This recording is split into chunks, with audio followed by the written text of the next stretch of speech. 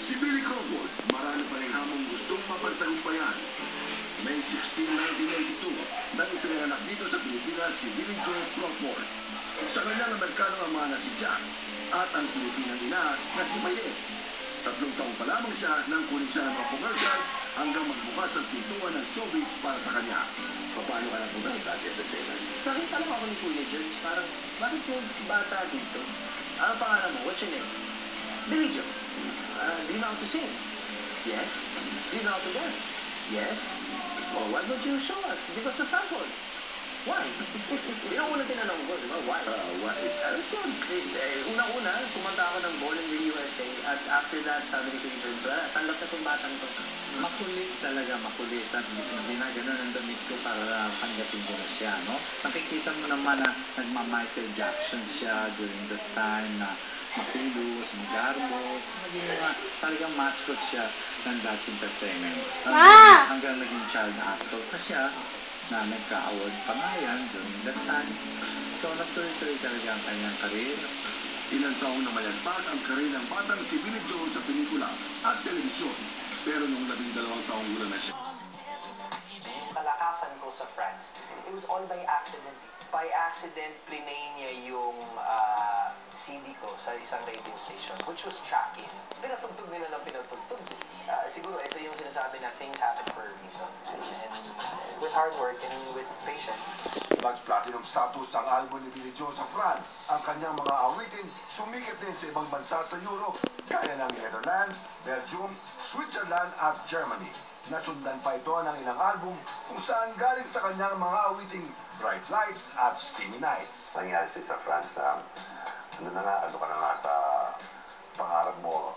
All of a sudden, parang naisip mo bang bumalik ka sa Pilipinas? Naiwan mo naman yung career mo doon? To be honest with you po, wala po akong iniisip na bumalik at that time. When I was in France, of course, nag-enjoy ako sa France. I was doing the best I can for my performance. I came to the point na napagod na rin ako. So, nung sabi ko, ayoko na. Actually, I just wanted to rest. Kasi 2 years po ako, 2 or 3 years, na dire-diretso ako, wala akong ginagawa. Kundi mag-tour, mag-promote. I just needed to go home. Pumunta ako ng States, pero I still didn't feel at home. Sabi ng mami ko, at saka ng daddy ko, you know what, you should give it a shot. You should go back to the Philippines and try your luck and to see if they still remember you. So, ang unang-unang sumulubong naman sa akin, as usual, si Kuya Jerks, with open arms na he supported me. So, yun, tuloy-tuloy na rin. Ito yung sinasabing, there's no place like home. Pag sinabing Pilipinas. Pagbalik niya rito na maraming na ano sa kanya, lalo na bigani at hinanga o yung mga tagahanga, talagang tatandaan ko yung mahaba pa ang buhok niya. At ano ni welcome po. Actually, hindi ko alam eh.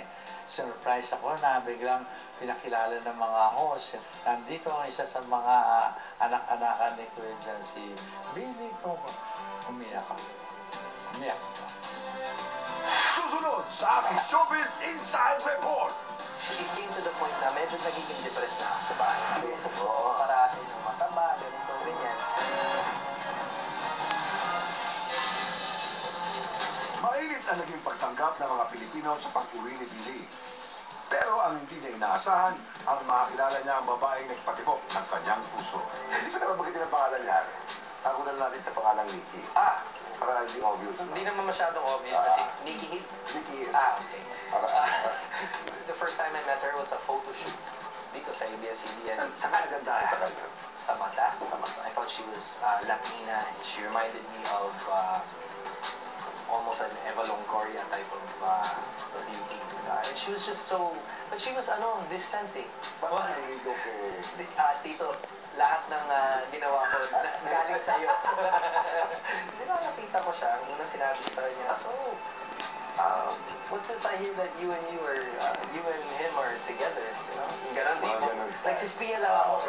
Really? And then I started to talk to her, and then she's just so intelligent. Puso totoo.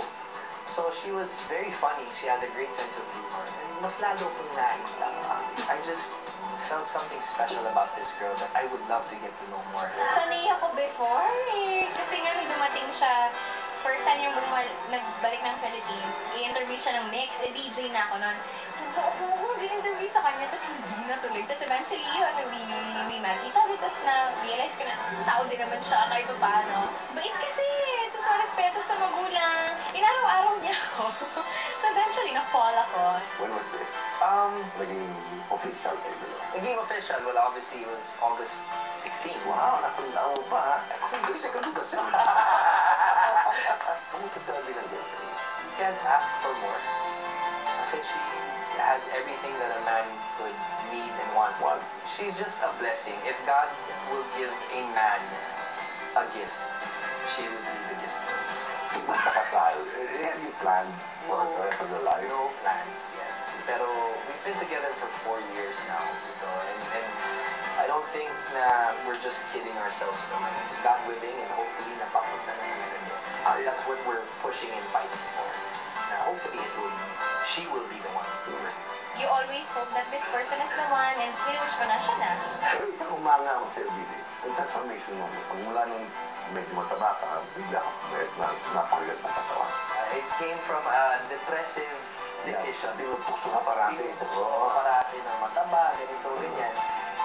It never really bothered me, Joey, to be honest with you. And I even told Vice, kasi ilang beses, mami ko nga na-bother minsan eh. Na sinabi niya, anak, pagsabihin mo rin si Vice ha. Pero at the end of the day, hindi naglalaro kami. Kasi sa akin naman siya nagkasabi ng masama ng loob. Hindi masama ng loob, it's tampo. Nagre-react minsan ng mami niya, yung dad niya. Siyempre, niloko yung anak niya. May mga times, syempre kahit paano, hindi mo maialis. So, syempre, na-offend din yun. Hindi niya lang sinasabi, hindi lang pinapalatak. Kasi kung hindi naman siya na-offend din kahit paano, hindi naman talaga magpupursiging magpapayag yan. Pagdating mo rin sa bahay, marirealize mo, it's not about being fat. There's a difference between being fat and being unhealthy. Okay, Pag naglalaro ka ng basketball, medyo kinakamus ka ng nga. Or pag kakain ka, sumusobra ka ng mga kanin. It came to the point na medyo nagiging depressed na ako sa bahay. kasama na rin ba sa motivation mo to dahil entertainer ka? Yes.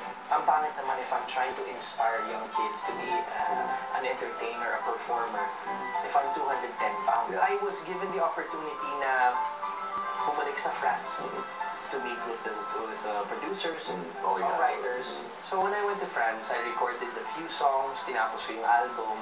Hindi ako makamit sa mga boss ng mga ibang network stations kasi ang laki ko nga. So I called my good friend, Jean-Christophe. Sabi ko, can you please do me a favor and shave off half of me? Sabi niya, sige, tumira ka dito sa akin, sa bahay ko. 2 buwan, ititrain kita. Ako bahala sa iyo. So for 2 months, ang breakfast ko was juice, fruit juice, fresh fruits na linalagay sa juicer. So workout sa gym, as normal workout. Tapos pagdating bahay, salad, fish, steam, na walang lasa. At the end of the night, sabi niya, 6:30 ng gabi, pinapunta naman ako sa athletic training. So it's all cardio. Kasi bubugin ka. Yung kinabukasan na yun, hindi ako makagalaw. Yung sinabi niya sa akin, ginising niya ako, Genius. Sabi niya, we have to go again. Does it follow na pagdating mo ito, ginagawa mo pa rin yan? Sayang lang dito, pinaghirapan ko na. Nasaktan na ako eh. So kailangan i-maintain. How much did you lose? I'm 157 right now from 210. Wow! So malaki-laki. And you still need to lose some more. Is that what you're saying? Well, siguro toning. I'm into triathlon. Pero ano pagkakaiba ng pakiramdam mo nung 200 pounds yan ngayon na mas ang ganda na? Una, hindi na sumasakit yung likod ko. Ako, anong ginawa ko ng 3 or 4 years na pinabayaan ko yung katawan ko, humabol din sa akin. Pero now that I'm being healthy, now that I'm trying to maintain this weight and this from size 38 to 30. So, I'm just trying to maintain it. Ang pagkain na talagang disiplinado. Ito ang pag-exercise, gumigising ng maaga yan, bibisikleta, magalat, gym. Yun, nakita mo naman, nagsando na nga yan sa show eh. Oo. Hindi yan, nag-diet din ako kasi nahiya ako tumabi sa kanya eh. Parang ang taba ako, feeling ko ganun. Kaya katabi ko, ha? Ay naku, ang gwapo-gwapo ni Billy. Sobrang crush na crush ko nga lalo yan, no? Ang gwapo niya, ang bumalik yung confidence ni Billy, sobrang gwapo niya lalo. At saka, kaya nga nagpapayat din ako, no? Oo, na-inspire ako ni Billy. Pero at this point, di ba napapansin ni Nikki na masyado ka na yatang gumaganda katawan na sobra na yan? Hindi naman. yung pinag- Pinapaalala niya lang sa akin, Hoy, nung malaki ka, minahal kita. Paalala ko lang sa inyo. Yun ang mabigat doon eh. Ayun, masakit eh. Pili sa mga nag-iisip sa mga pinagdaanan mo na para sa kanila, parang iisip, imposible mangyari sa amin ito. Anything is possible. You have to want it. You have to work for it. And you have to go through sacrifices bago naman mabigay sa'yo if you're really deserving. You have to make mistakes din dito. You have to give room. No one's perfect.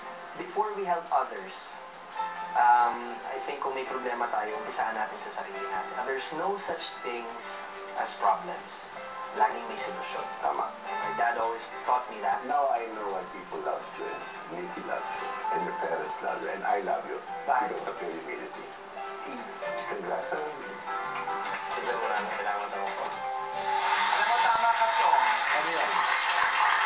Si Billy, kahit sumikat na sa ibang bansa yan, hanggang makarating siya sa Pilipinas, bumalik siya sa Pilipinas, hindi binabagong ugali, Totoo yan. napaka-humble. Correct. Alam mo, nakasama ko yung mga ng maliit pa yan. Si So. Talaga?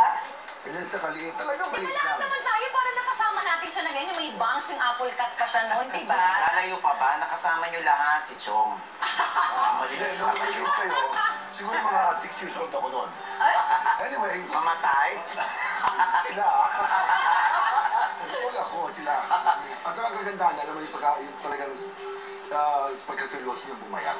Alam mo, mahanga ako sa kanya yung mga binanggit niyang kinakain niya, trabaho niya. disiplina talaga. Para sa akin, torture yun eh.